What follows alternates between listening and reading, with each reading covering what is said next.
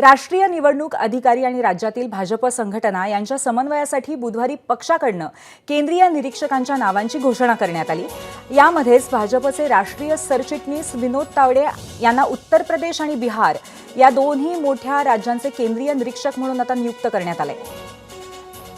आता भाजप मंडल अध्यक्षांची निवडणूक 15 डिसेंबरपर्यंत तर जिल्हाध्यक्षांची निवडणूक 30 डिसेंबरपर्यंत होणार आहे। यानंतर प्रदेशाध्यक्षांच्या निवडणुकीसाठी दिल्लीत एक मोठी कार्यशाळाही आयोजित करण्यात येईल। याच संदर्भात आपण अधिक माहिती घेणार आहोत। आमचे प्रतिनिधी सोमेश कोलगे आपल्या सोबत आहेत। सोमेश, ही नवीन जबाबदारी विनोद तावडे यांच्यावरती देण्यात आली आहे, याबद्दल सविस्तर सांगा। नक्कीच पूर्वी ही तशी संघटनात्मक दृष्टीने मोठी जबाबदारी आहे आणि विशेष म्हणजे अशा प्रकारे मोठी जबाबदारी देणारे ज्यांच्याकडे दिली जाते त्यांच्याकडे भविष्यामध्येही एखादी मोठी जबाबदारी दिली जाऊ शकेल का अशा दृष्टीने पाहिलं जातं।